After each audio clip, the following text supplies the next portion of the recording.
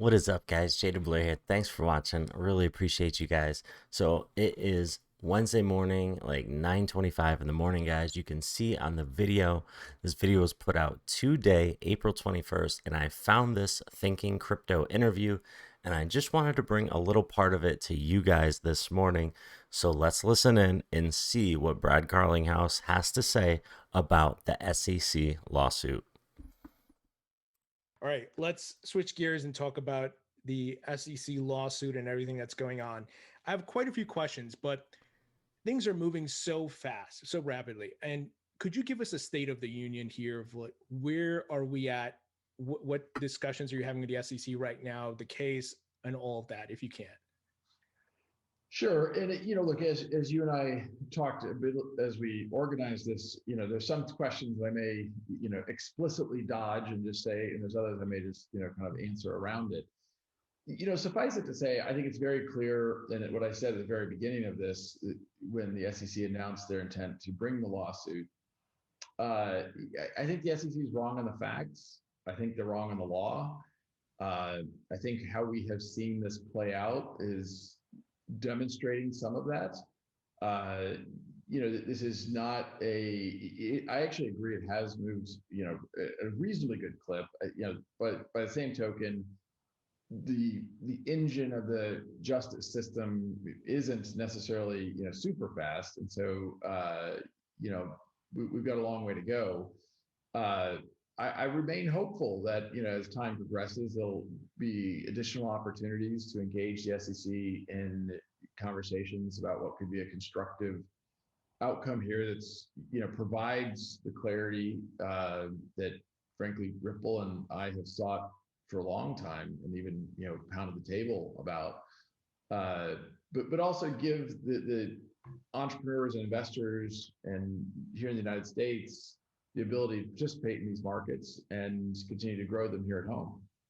Uh, there have been a couple of pretty consequential rulings from the court in the last couple, 3 weeks.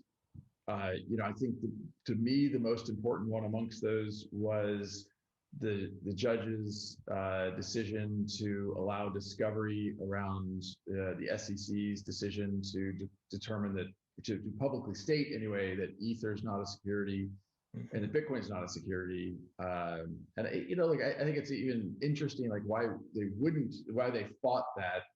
If we want to provide clarity and transparency to the market, let's provide that. Let's actually do that. And so, I was pleased that the judge ruled in our favor on that one.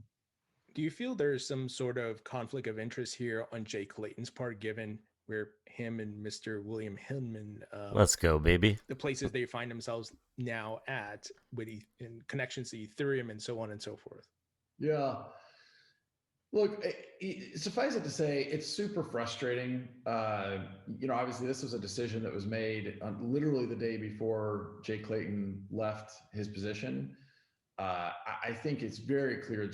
The day before Jay Clayton leaves his position at the SEC, he brings a lawsuit on Brad Garlinghouse XRP Ripple, guys. I mean, come on.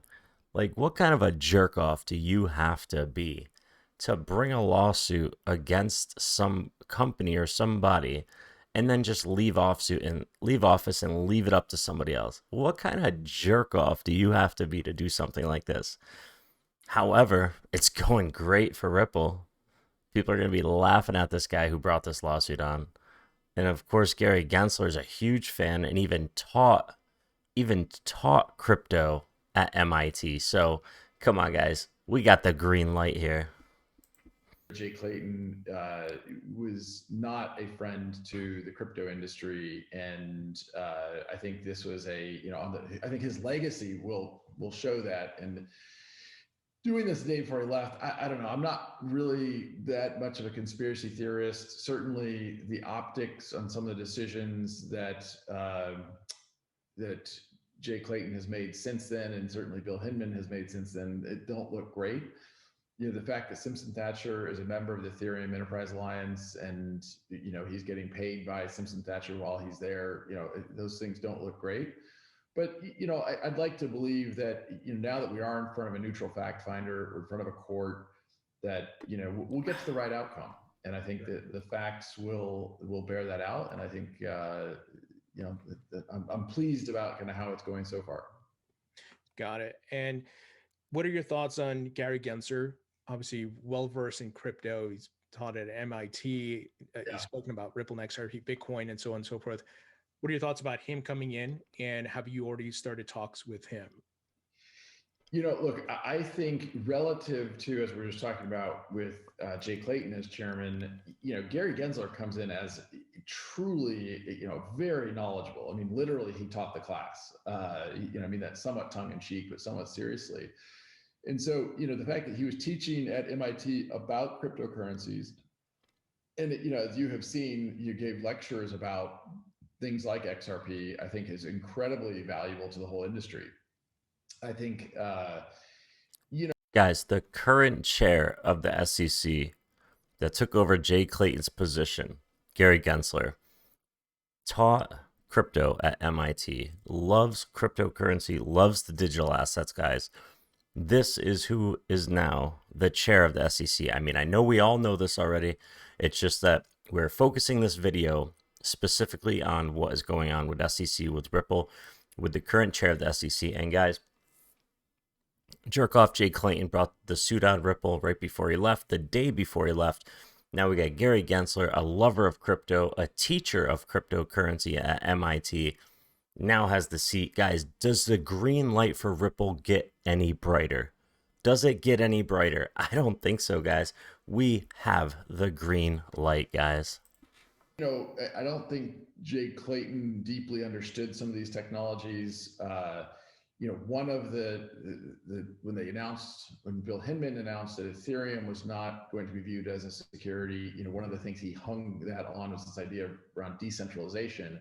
Mm-hmm. And I think they very quickly realized, well, the XRP ledger is, you know, equally, if not more so, decentralized. And so that became, well, let's not talk about that anymore. Let's talk about other things. And I think, frankly, back to the discovery, I think, you know, some of those things I expect we will see as we get more and more discovery from the SEC. Got it. And what do you think about John Deaton's, the attorney John Deaton, lawsuit on behalf of XRP holders? You know, that came as a surprise to me and I think everyone at Team Ripple. And it's fascinating to watch it because, you know, when the SEC decided to bring this lawsuit, despite having been warned by a previous SEC commissioner, brought the lawsuit despite being warned by a prior SEC commissioner, guys. They were warned not to bring the lawsuit, but did it anyway. You know, there's a massive destruction of value, right? About $15 billion of value went out of the XRP market. And obviously. So did Jay Clayton short Ripple with 100x leverage? Is this what we're trying to figure out here? Oh my God, this is laughable, guys. Laughable. You know, many exchanges here in the United States halted trading of XRP. So I want to ask you about, in your mind, what's your ideal scenario outcome here? Given that we have this lawsuit, we have a neutral party of the judge in place, Gary Genser coming in, what would be your ideal outcome? Well, I mean, my ideal outcome or my pragmatic outcome? I mean, look, and I've seen actually people on Twitter talk about this. You know,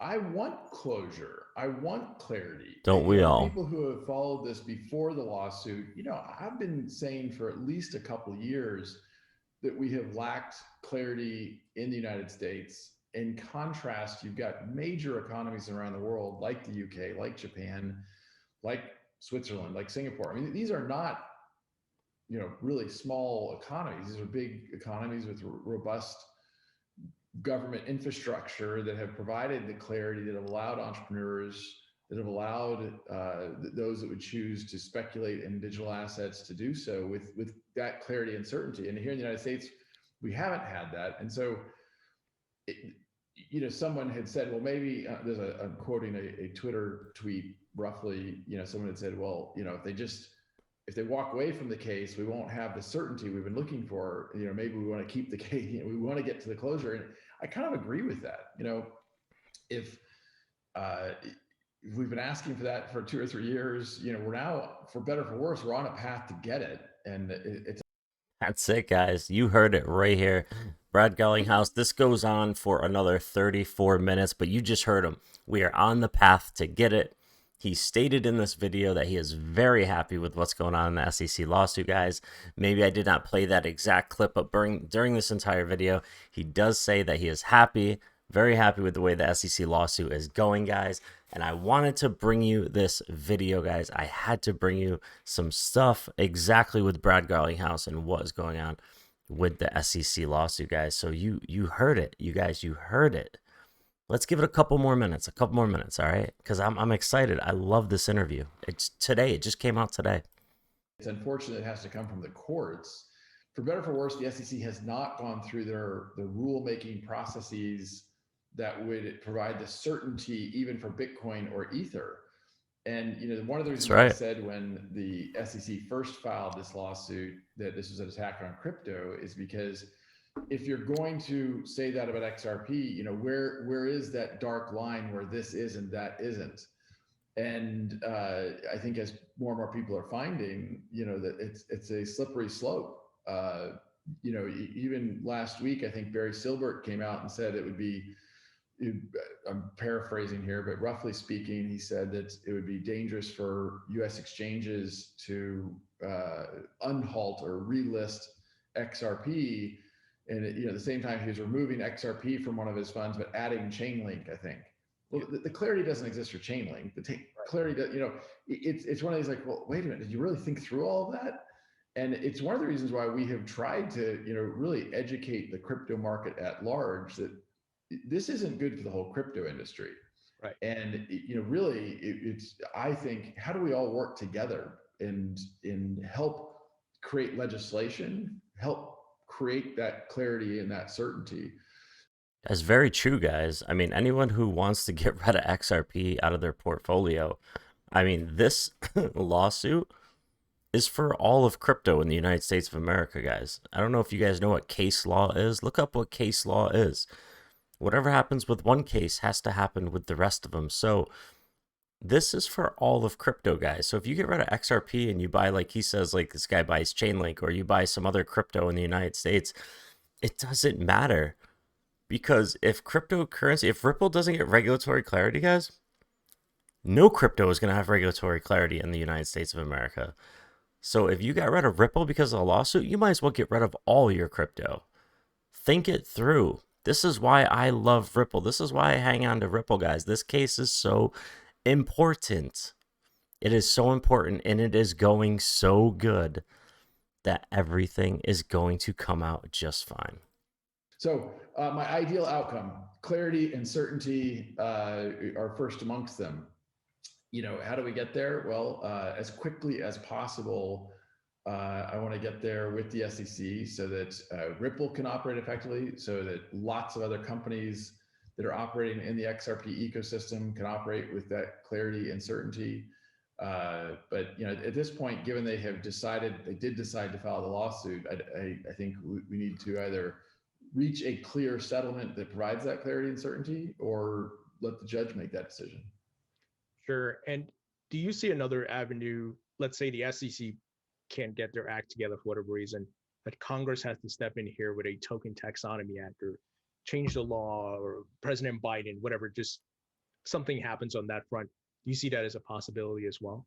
Oh, for sure. For zero doubt about that. I mean, when there aren't clear laws, it's Congress's job to provide clearer laws. And, to the extent I have anything nice to say about the SEC today, there is a rulemaking process through which they could go about. They chose not to do that and then use enforcement as a way to try to create clarity, which I think is extremely inefficient and really bad for, in this case, Ripple, and really the entire XRP community. But there was something called the Digital Commodity Exchange Act introduced in the last session of Congress, and in the, I think, agricultural committee. And I hope that either that or something very similar, and I'm not sure anything's been introduced yet, but that won't solve parity. There was certainty, Sure. for here in the United States. Put a roadblock in gaining. SEC brought their lawsuit, and of the 20 plus that we've signed, none of them have been caused some headwinds. Here, payment provider and jumpstart some of that leadership. Our customers have lost. You're being a headwind to that the secondary markets are. they're Is an extremely efficient digital asset as the operating side. I want to find something. Working on 3 different. There has to be some of. How do you handle that? Well, I wanted to find the part where he's just very happy about where the SEC lawsuit is going. Anyway, guys, I want to wrap this video up. It's 15 minutes long, guys.